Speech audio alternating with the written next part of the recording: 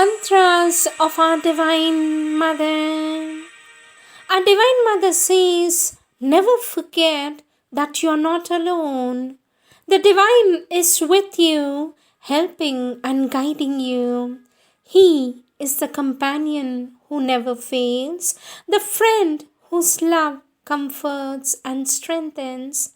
Have faith, and He will do everything for you. With love and blessings, says our Divine Mother.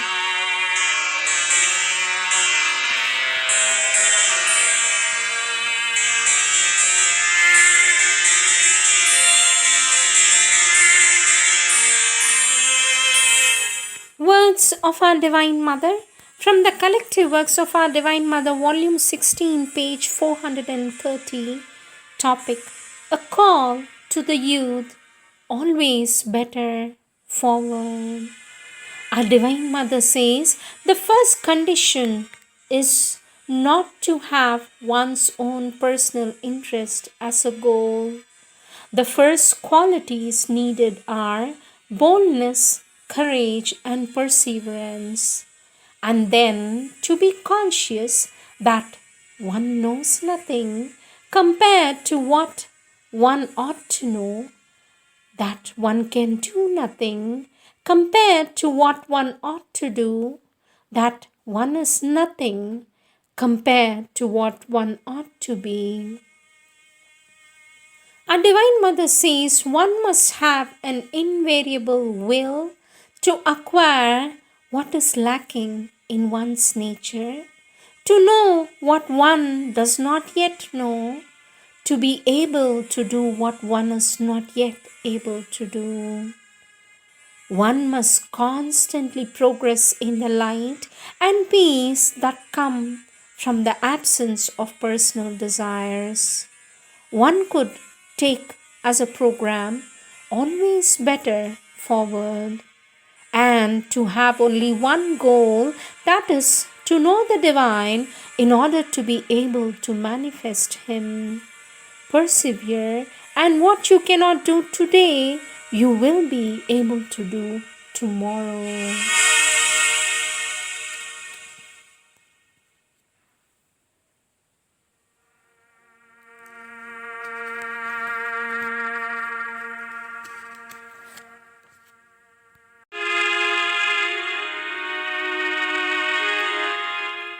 Next topic, the first thing to learn, taken from volume 16 of our Divine Mother's Collective Works, page 263. Our Divine Mother says, the first point is not to take place oneself in thought, feeling, or action at the center of the universe, so that it exists only in terms of oneself. One is part of the universe. One can unite with it, but the Supreme Lord alone is its center because He surpasses and contains it. In page 434 in the same volume, our Divine Mother says, the first thing one learns on the way is that the joy of giving is far greater than the joy of taking. Then gradually one learns that to forget oneself is the source of immutable peace. Later on, in this self-forgetfulness, one finds the Divine, and that is the source of an ever-increasing bliss. Our Divine Mother says in volume 12 in page 68, each time an individual breaks the narrow limitations in which he is imprisoned by his ego and emerges into open air through self-giving, whether for the sake of another human being or his family, his country, or his faith, he finds in this self-forgetfulness a foretaste of the marvelous delight of love. And this gives him the impression that he has come into contact with the Divine. But most often it is only a fleeting contact, For in the human being, love is immediately mixed with lower egoistic moments which debase it and rob it of its power of purity. Our Divine Mother says in page 269 of volume 3, the true nirvana is the disappearance of the ego into the splendor of the Supreme. And this way, what I call the positive way, the self giving that is integral, total, perfect, without reserve, without bargaining. In the mere fact of not thinking of oneself, not existing for oneself, referring nothing to oneself, thinking only of what is supremely beautiful, luminous, delightful, powerful, compassionate, and infinite, there is such a profound delight that nothing can be compared to it. This is the only thing that deserves, that is worthy of being attempted. All the rest is only marking time. Question, sweet mother, what is the easiest way of forgetting oneself? This is from volume 8 of page 287. For this, a Divine Mother says, naturally, that depends on each one. Everyone has his special way of forgetting himself, which is best for him. But obviously, there is fairly general method which may be applied in various forms to occupy oneself with something else. Instead of being occupied with oneself, one may be busy with someone else, with others, or some work or an interesting activity requiring concentration. And it is still the same thing. Instead of doubling up on oneself and brooding over oneself or coddling oneself, as it were, like the most precious thing in the world, if one can unfold oneself, get busy with something else, something which is not quite one's own self, then that is the simplest and easiest way of forgetting oneself. Our Divine Mother says in volume 2, page 61, it is indispensable to keep in mind that true personality does not consist only in forgetting ourselves in our acts, but above all in the fact of not being aware that we are forgetting ourselves. In short, to be truly impersonal, we must stop noticing that we are being impersonal. In volume 16 of page 175, our Divine Mother says, be courageous. Do not think of yourself so much. It is because you make your little ego the center of your preoccupation that you are sad and unsatisfied. To forget oneself is the great remedy for all ills. Our Divine Mother says in volume 10, page 276, man has a right to beatitude since that is what he has created for. Since that is what he was created for. But any egocentric moment is the very opposite of this beatitude, so that if you seek it for yourself alone, you repel it instead of attracting it. By self-forgetfulness, by self-giving without asking anything in return, by merging, so to say, into this beatitude so that it may shine upon all, you find the inner peace and joy which never leave you. Question, sweet mother, what is the difference between self-forgetfulness and self-giving? Question taken from volume 10 of page 276. For this, a Divine Mother says, self-forgetfulness may simply be a passive state resulting from a total lack of egoism. Self-giving, which takes its full value when it is directed towards the divine, is an active movement which includes love in its purest and highest form. A total self giving to the divine is the true purpose of existence. As our Lord Sri Aurobindo has stated in Sri Aurobindo's Savitri, page 538, consent to be nothing and none, dissolve time's work, cast off thy mind, step back from form and name, annul thyself that only God may be.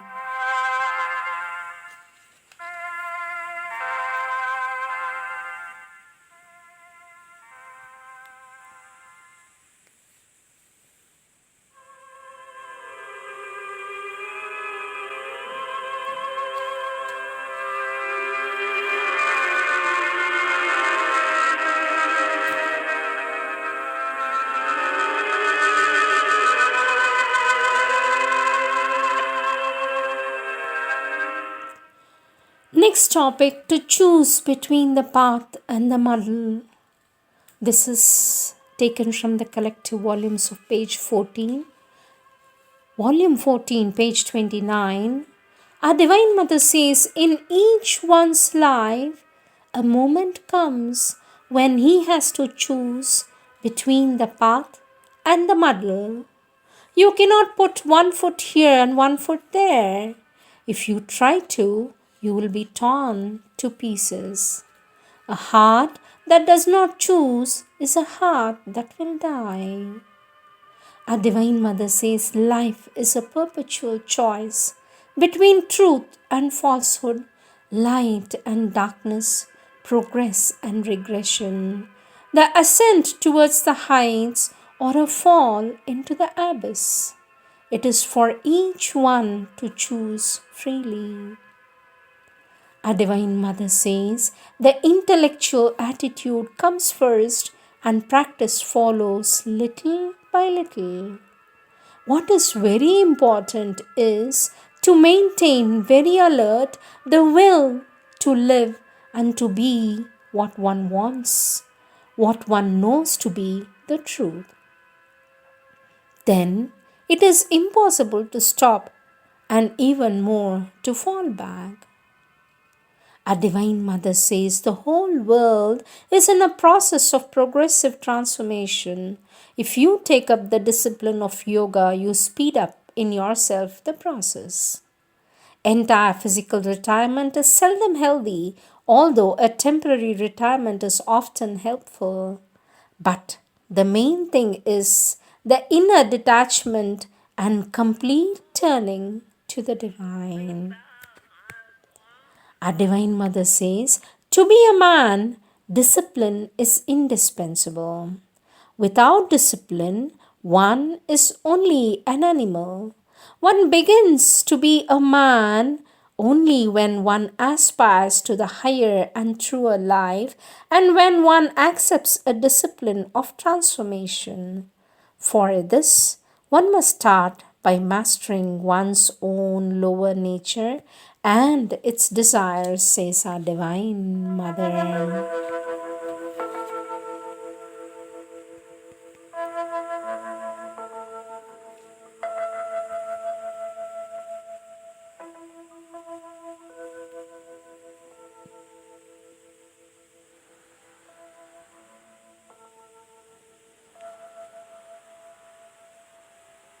The world is preparing for a big change.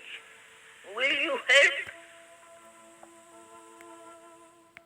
Next topic taken from the collective works of our Divine Mother, volume 14, page 36. Topic, to perform work with the true consciousness. Our Divine Mother says, from the standpoint of integral yoga, it is not so much what you do, but how you do it matters most. It is the spirit and the consciousness from which it is done that makes an action yogic. It is not the action itself. Whatever one does, it becomes useful if one puts a spark of the true consciousness into it. The consciousness one has is much more important than the act one performs. And the most apparently useless acts can become very productive if they are performed with a true consciousness. From the point of view of a spiritual life, it is not what you do that matters most, but the way in which it is done and the consciousness you put into it. A Divine Mother says, remember always the divine, and all you do will be an expression of the divine presence. When all your actions are consecrated to the divine, when all your actions are consecrated to the divine, there will be no longer activities that are superior or activities that are inferior. All will have an equal importance, the value given them by consecration, says our Divine Mother.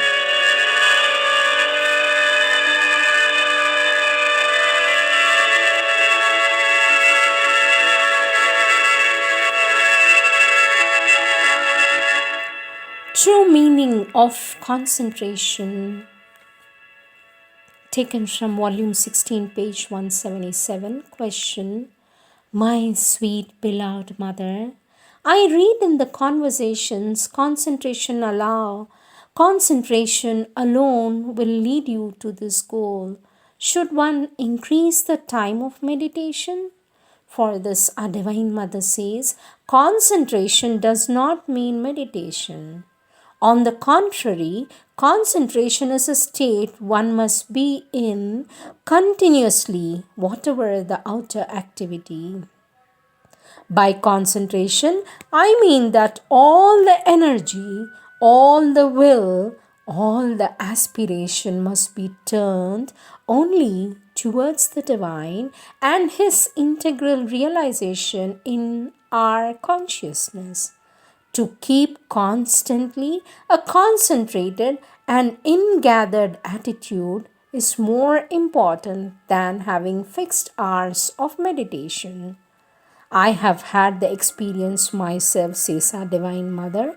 I have had the experience myself that one can be fully concentrated and be in union with the Divine even while working physically with one's own hands, but naturally this asks for a little practice. And for this, the most important thing to avoid is useless talking. It is not work but useless talk which takes us away from the divine.